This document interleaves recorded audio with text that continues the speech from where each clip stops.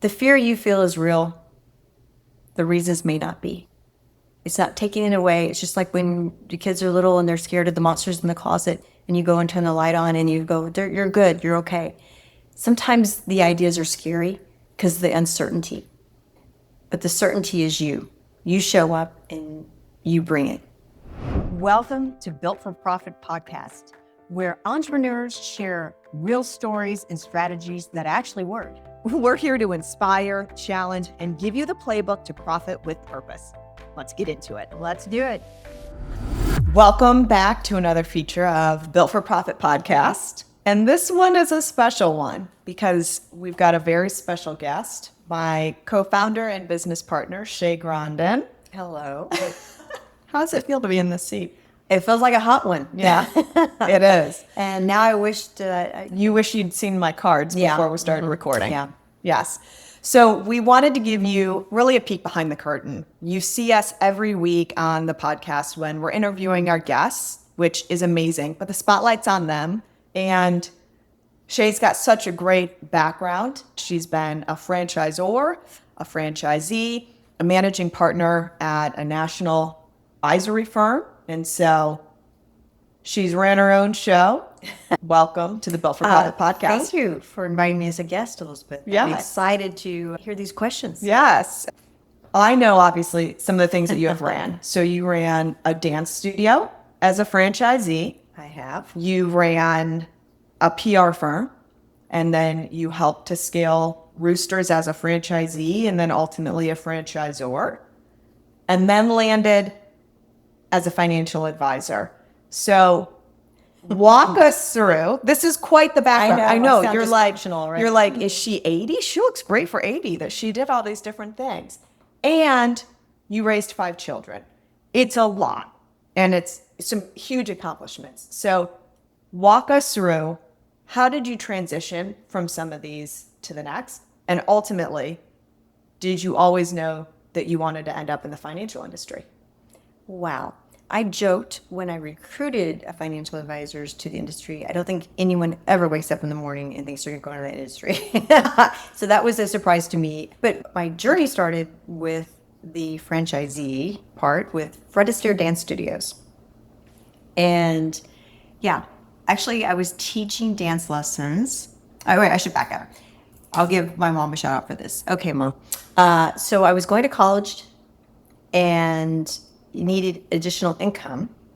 And my mother found an ad where they were hiring dance instructors for $7 an hour. I'm going to date myself now because minimum wage was like $3.35 or something. And so that was like big time money, right? You figured that fat. So we're like, yes. My mom's like, hey, they're hiring. And it says we'll train on the job. Great. I have never taken a dance lesson, full disclosure. Which is shocking. Never. It's amazing how you can show up when you want something, right? So I got one of my mom's outfits because I needed a dress, and I dressed like a young person. Mm-hmm. And a college student. A college student. I showed up at this interview in Little Rock, Arkansas.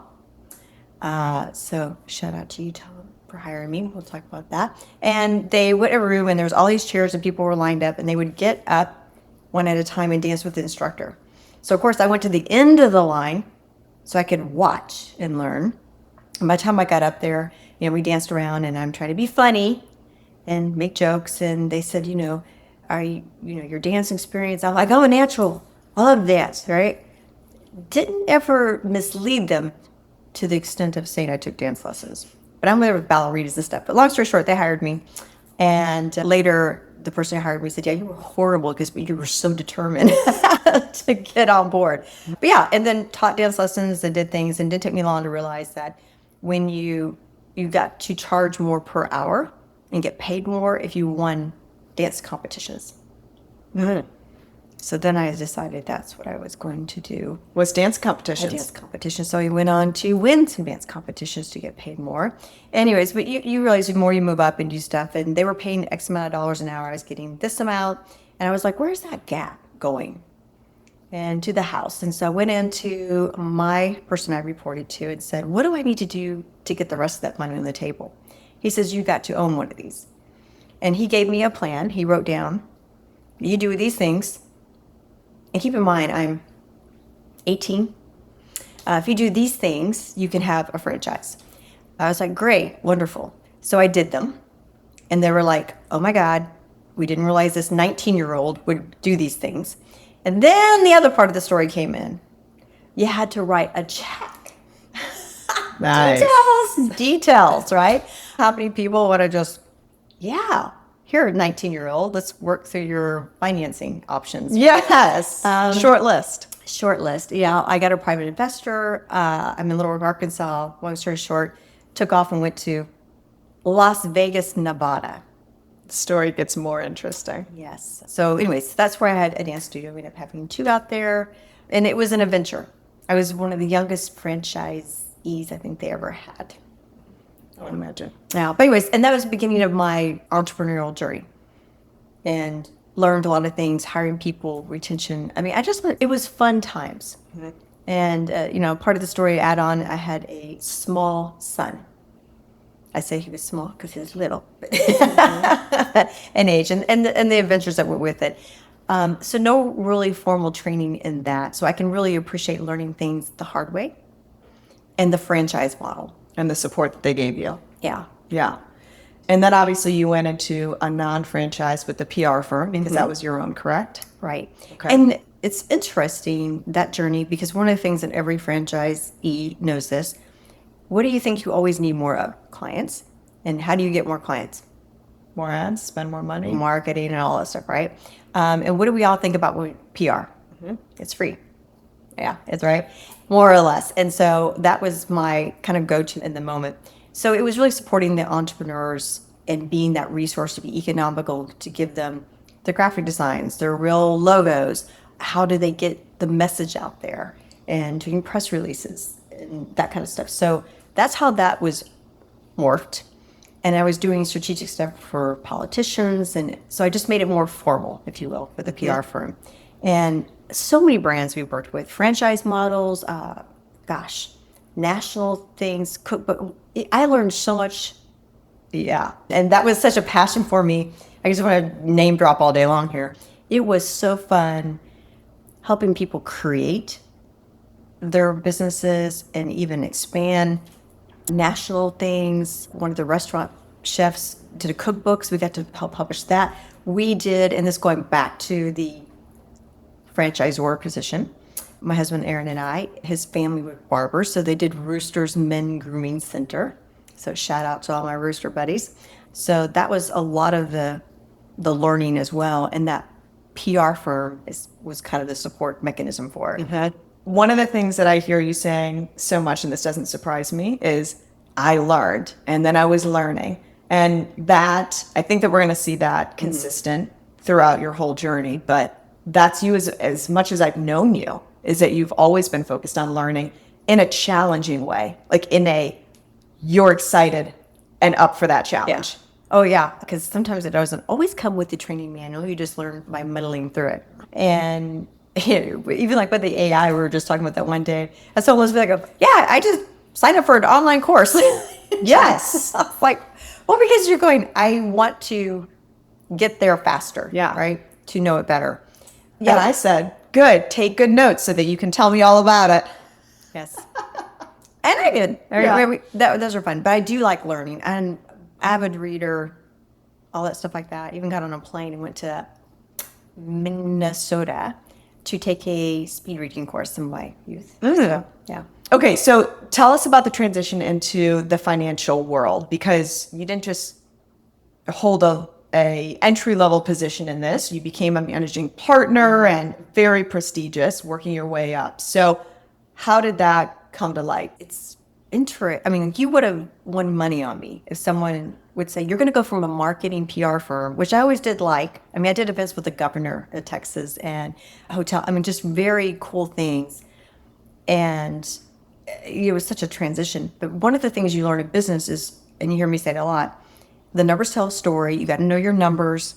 And I started realizing how the business owners didn't have, I'm going to say the B word, Elizabeth, budget. Yeah. And just the flex that went with it. So it was another side of the business that I started migrating to without even formally making an advisory role. Like, what is our budget for this thing? What do we need to do? Let's look at the ROI on the return for this. Yeah. And then I started realizing I am a numbers person. Yeah. I know. I'm a nerd. You know, as my husband says, killjoy of all deals. And I appreciate it. So. I kind of like the numbers. I always say I like numbers and numbers love me. But they tell a story. It's like the score of things. And so it just kind of went into it.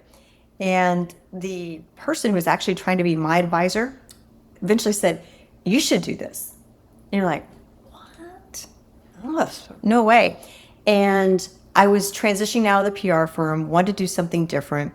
And the reason being, at full disclosure, the PR firm I loved, we had fun. We're still friends with half people that worked there. Lots of them. Thank you, John, for your help. But we did crisis communications. And that was a big, big part of what we did. And that basically, layman's terms, when it hits the fan, I'd get on a plane and go. And we worked with banks, we worked with cities, schools, and learned a lot too. I had to learn to be able to communicate those things. But anyways, the point of it all, it was very intense. And you learned a lot of things. There was a lot of bad situations you were covering.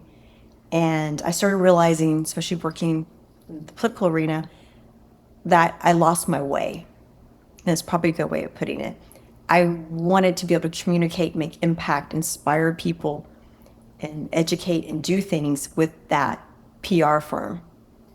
But we were like, it's like drifting out to sea. I tell people, no one picks you up in a helicopter to put you out there. It's a slow process. Mm-hmm. And I think I was in that process. So I started terminating my clients, fulfilling my contracts, my obligations, and moving away from it. I was really good at it, and I made really good income at it, and I hope I help people, but you're realizing the people that were paying you the money were not always the best people to be covering their stories. Is that the right way to put it? Yes. And we had to think we're all picking up what you're putting down. Okay. Well, we're not mentioning any names, and thank you all for our clients. And that's why I stopped. And that's where the gentleman said, hey, why don't you go talk to this gentleman? He's the managing partner in a Fortune 100 firm, and they're expanding. And keep in mind, I worked for myself. Oh, forever, basically, at this point, right? Yeah. And guess what, Elizabeth? Guess what you don't have when you work for yourself? Oh, a resume. Oh, it's this thing. I do know. It was so embarrassing because I got all dressed up. Can I remember? All right. And the day. And I wore my good shoes. Because I'm all about that. And I show up in this, big office building with this gentleman, Eric. And I go in his office. He is dressed to the nines, powerhouse financial thing going on. He sits down. The first thing he asked me, he goes, can I have your resume? I went, awkward. How did you handle that? You are witty, so I can imagine that you would have made some kind of fun comment to spin that situation around. I said, we just met. We're moving very fast. Yeah, let's have a conversation. I'll circle back with you on this particular matter. But yeah, I totally didn't have one, and it was almost awkward. And then I really realized he was just interviewing me. And I showed up to make a connection because I'm looking for opportunities, and he was very plugged in. And a lot of what I did, I traveled a little bit, right? So I didn't have a lot of network there in Austin, Texas, where I started the financial industry. But I got to tell you what, he had me, and Eric, I give you this for recruitment, and I always remember that when I recruited advisors, Elizabeth, and I really believe it's the core of what we do, is when he sat down and said, what we do changes people's lives in a conversation. And I was like, I had goosebumps. Yeah. And I went, wow, that's what I want to do. Tell me more about that. And he said, we send kids to college. We help people in their worst moments and their best moments. We help people sleep better at night. And when they're alone and have that feeling of uncertainty and insecurity financially, our job is to take it away. And I thought, wow, that's a calling. Yeah, I can imagine that would have resonated with you. And I want to know about you. Yeah, and I was with them ever since. Yeah, right. And that was it. That's began my financial career. That was probably a long answer. But, started off in the grunts. But also keep in mind, it's a business. Because you're building your financial firm, and it's just like a franchise. They give you the tools to do it. And I didn't realize I went back in. I liked certainty. I liked the playbook and the recipe. And that's what I did. And like they said, I just did it really fast. Yes. Yeah, I know the speed at which you scaled that and grew it. So hats off to that. Impact. Yes. Okay, so you're in the financial firm, and I know that you focus on mentality a lot. I hear you say you live your life inside your head. Mm-hmm. Did I say that correct? You did. Okay. You live your life inside your head. So talk a little bit about the mentality that it took for you to lead a large firm like that, because you were overseeing hundreds of advisors. We're not talking like this was a big company and there was 20 of them. I mean, hundreds of advisors across the country. What was your mentality like at that point, or the successful mentality that you had? That's a great question. I try to recruit people that were aligned with the mission, one. Because that's one of the things we talked about when we first met, and I thought was really interesting to me, is I know people don't like to talk about money, right? And families and all the taboos that went with it. So we really had to roll our sleeves up and get real, even with the firm. And at that moment when I stepped in some of those positions, probably shouldn't be telling the company this now, if someone would have asked me, how do you build a culture? How do you set standards? 'Cause that's what a culture is. And get people to make it, accept it, buy into it. I don't think I could have told you, but probably a little later, 18 months, 2 years in, I could write you the playbook on it. And so leading them was really aligning that culture, our values, our mindset, that we had a common word and how we showed up. For that was probably not the. It's reminding me, you've told me the story, maybe you can share it, about when you had the bulletin board or the banner and everyone signed it. I don't want to give anything away, but that's a culture building moment. Can you share that? Yeah, and I was just talking about it yesterday we had a big banner made, and it was said the no try zone. And you hear me say that a lot too. Because let's be honest, if I say I'm going to try to go to your house on Saturday, the chances of me showing up are probably slim. That's right. Won't see you there. Either we do or we don't. So we had this big thing that said the no try zone, and they would sign it. So your name would be on there, and they would call each other out. And we did it with our interns and stuff. But also we had commitments. We were very much about showing up for each other. And you do what you say you're going to do for our clients, for each other. And that was part of our culture. And when we were moving towards things together, we talked about the impact. And you can put the financial industry, yes, do we make money? Yes, we're in it together and all that good stuff. Won't get me down that road.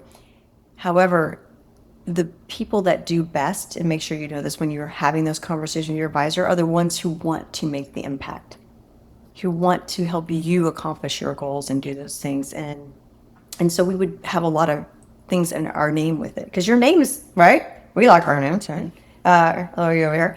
And you write your name to something. It's a different mind connection.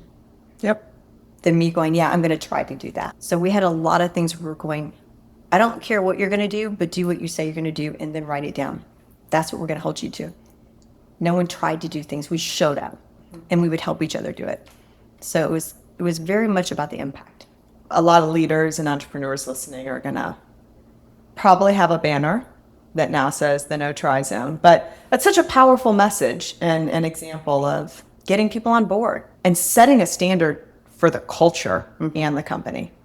And that was on a larger scale, but I started off with a tiny team and grew, as I grew in my career. So it doesn't matter if you're sitting there and it's you and you can sit at a kitchen table for your team. It starts there. Mm-hmm.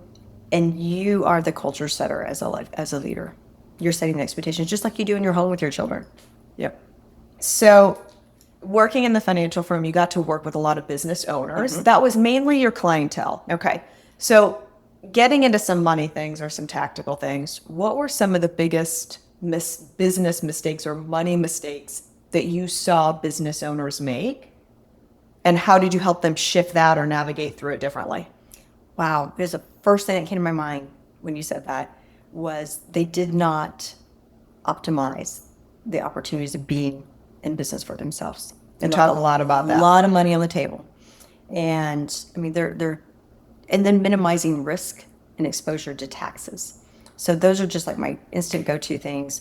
And I think sometimes that I rely on CPAs, and you need a CPA, a good one, but they're not strategists always. And, I always say if they ask better questions, they'll give you better results. So it's really making sure you know how to even monitor, judge, rate, whatever word you want to use, some of the resources you have. Nothing's good or bad until I have a benchmark for it. Yeah.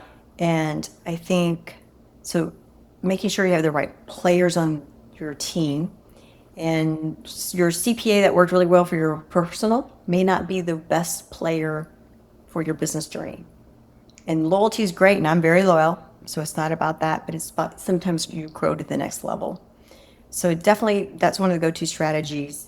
And knowing what you're good at, you talk about that a lot, and doing more of that. Your superpower, I call it, right? When you put your cape on, what is the thing you rock at? And usually you're going to have fun doing it, be better at it, and then shore up the other things. And people always go, I don't have the money, but shore it up to the best of your ability sooner than later. Yeah. And so talk about how you then decided to build IQ for Profit and the toolkit, because I know from our conversations, a lot of what you just shared was part of your why for being so adamant. I don't think we ever had a conversation where you didn't talk about minimizing risks. You'd talk about some kind of insurance, and I'd say, defer this to Shay if you're asking about insurance. Definitely a common theme. And it didn't matter what industry or how big the business was. They were leaving lots of opportunity on the table, but there always seemed like there was a gap, if you will, of implementation and follow-up. Because they're busy, they're running their business, they're doing all kinds of stuff, and are having access to the knowledge. So I think it was really, how do we make a bigger impact? And so I was like, okay, how do we get this information out to the can-do kids sooner? In the beginning of their journey, when they probably could utilize it the most. Yeah. In such a way that it's not high ticket costs. You're not paying hourly for, an advisor's time, or need to have a certain amount of assets or anything. There's no barrier of entry or ease. And it has both options. And I realize the entrepreneurs, there's the ones that are going, I roll my sleeves up and I'm going to do it. Very much you. And then there's ones that are going, I am so busy. I got soccer practice and I'm whatever. Click a button. I need someone else to do it. And so in that process, we have both. All right, so let's switch gears a little bit. You built your career and careers, I might say, while also raising 5 kids. And that is a feat in and of itself. And yes, they are my children. People always say, are they yours? And it's so much easier to. Exactly. So one of the things that I love that you say is that it's never a balance. It's always balancing. And that resonates with so many people because they're like, yes, thank you for confirming that I'm allowed to be out of balance sometimes and have that be okay. But how did you go after your business ambitions and still stay present with your kids? Because I can see with the relationship that you have with them now, you were there, you were present. So what kind of advice could you give to someone who is trying to do both? A lot of grace for yourself and coffee. Because you have seasons of that, and you show up the best you can, but also you're showing your children, you're demonstrating how you are, right? You're being a role model in so many ways. But organization was a big thing for me. And 4 boys and a girl. Everybody had sports and dance classes and gymnastics and all the things you go with it. And that was a part of the advantage to the lure of the financial industry and being self-employed, was that I could make adjustments for that to some degree. And there's times there weren't. But you got very resourceful and you put things together, and you were very intentional about the time you did spend with them. Dinner was a big thing in our house. I mean, a lot of boys, they eat a lot, but I made sure that we had dinner. Now, every night, nope, because we had sports. Did my car smell like French fries? Yes.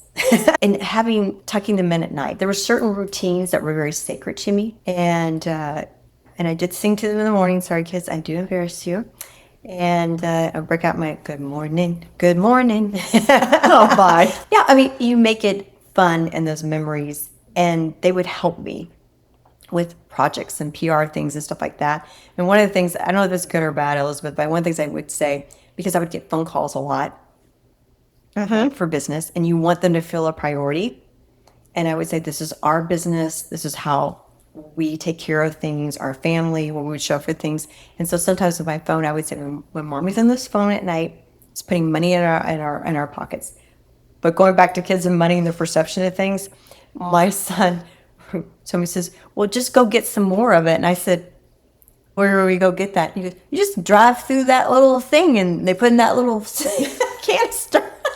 So He already figured out. Don't you know where the money is, Mom? You just drive through and they give it to you. I love it. Yeah. And one of the stories I did share with you, and other people, and asking for help, which is always very difficult for me. I'm sure it is for a lot of people. But one of the things, because my husband traveled a lot, so I was Monday through Friday, usually single mom. Yeah. Nice. And, carpooling, doing things. One of the things in the financial business, I had to be at a meeting. Remember, I'm the only female partner. Nothing wrong with that at the time. And they'd been there 100 years. So I'm the first female partner to show up. And they had meetings at 7 o'clock in the morning, which is a 45-minute jaunt. And I thought, man, if they could just move this back 30 minutes, this would be awesome, right? It's like, I can get there and all stuff like that. I went to talk to my boss and said, and he said to me, this is why they don't put females in that position. And I said, you know what? I appreciate that, and I will figure it out. And I did. I went back and said, okay. And it was because I was trying to get them to a practice in the morning, and you just can't drop your kids off in the morning in the dark, Yeah. It's kind of inconvenient and rude. But I went with another mother, and I said, I'll tell you what, I'll pre-make these breakfasts up and make them, for the week. And I did on Sundays. I prepped, cooked, and made breakfast up, and we swapped off. So it's just being resourceful sometimes and showing it the best you could. And we talked about this one time before, like my love language is one thing. And knowing every one of my kids' love languages, so I'm showing up very intentional to give them what they need. And however, because they're all different. Right. My mom said, if you got 5 kids and you treat them all the same, you're treating 4 wrong, 'cause they just need different things. So cut yourself some grace, be as organized as you can, and take the moments and have fun. I tell so many stories about that. My kids are always, you're teaching them the work ethics and the values, and you're tying that work back to the trips you take, the things you do. You're building something for yourself, and that's part of the advantage of being able to leave early or go to the games or do the things you do. Doesn't mean, and we just heard it recently, doesn't mean you don't go back to work later when they're in bed. Yeah. So inspirational to see it done, but also just appreciate the real and raw answer that you gave. That wasn't scripted. You didn't know it was a question, but the answer was, it's not going to be perfect. It's a hot mess on some days, and on some days it's just a mess. There you go. So you're doing great. Okay. So my last question to leave would be, we have a variety of viewers. Some are aspiring entrepreneurs and franchisees. Some have been franchising or running a business for a while, and some are franchisors who are just rocking it. But you've worked with and seen firsthand entrepreneurs at every stage. So what's something that you'd say seems to be the ones who make it, either a characteristic or something that they do different to end up on that side of things? Great question. First thing came to my mind is they're passionate about their service or their product. It carries them through. They believe in it. And because there's going to be days when you have to go into work or do something, and you have to really believe in what the business does, the impact it makes, and how you show up in the community. So that's the one thing I would say was consistent. The ones that I saw that were successful and who weathered through the hard things, because it's just not, it's like a marriage or any other kind of thing. When you involve people, you got variables. There's good and bad in it. And it carries you through when it is a bigger why, as opposed to like, hey, listen, I'm just I'll pick on an industry, but I'm just going to go and do this because so-and-so did it and they made money and I want more money. And there's nothing wrong with making money, but it goes back to that profits with purpose. When they feel like I make the best donuts, or I'm part of people's morning routine when the mother comes through and the kids are all excited getting the munchkin donuts and she gets her coffee and you're part of that.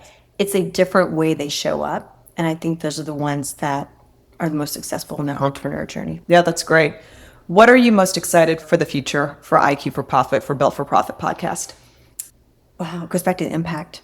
I can't wait to hear the impact of the people and places in business, or people going, hey, listen, when you interviewed that person on that podcast and they were talking about X, Y, and Z, I took that leap of faith. I hope that we are impacting people, not that everybody needs to be an entrepreneur, the ones that are thinking about it or on the fence or in the journey, or that we are somehow or another giving them resources, support, and inspiration to make that a better journey. I completely agree. Okay, last bit of encouraging words or something that you want to leave with the audience as we close out. There's two things come to mind. I'm going to share one. The fear you feel is real. The reasons may not be. It's not taking it away. It's just like when the kids are little and they're scared of the monsters in the closet and you go and turn the light on and you go, you're good, you're okay. Sometimes the ideas are scary because of the uncertainty. But the certainty is you.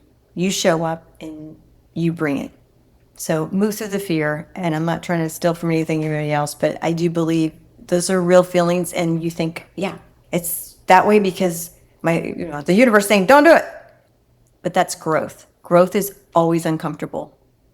It's always outside your circle. Notice that the challenges you had 10 years ago seem insignificant now. And it's like the next level one. So you're always continuing to grow. And it's just another step in the ring. It's just growing.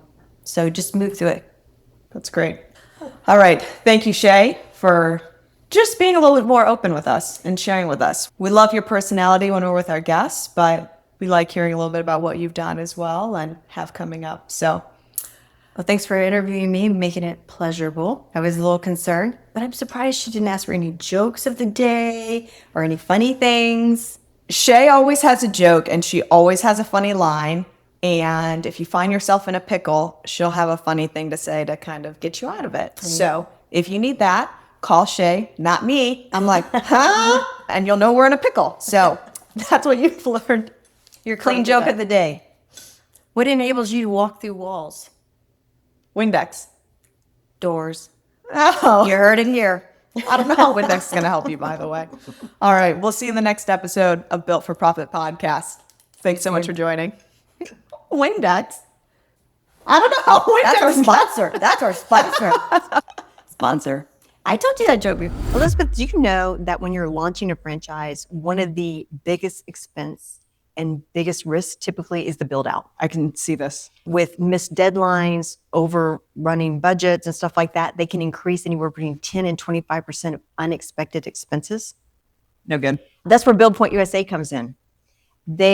Everything from pre-construction to the grand opening, they're with you every step of the way to make sure those things don't happen. Yeah, and they've got over 25 years of experience in building franchises nationally. So when you've got that much on the line, why would you trust it to anyone other than someone who's got the right team who can get it done? Mm-hmm. They've got the reputation, the proven expertise, and the national resources. So if you're ready to get your doors open faster with no unexpected surprises, go to buildpointusa.com or click in the show notes below to schedule your 30-minute discovery call with one of their experts about your project. It's a generous offer. It kind of is. So again, buildpointusa.com. Check them out. We'll see you in the next episode.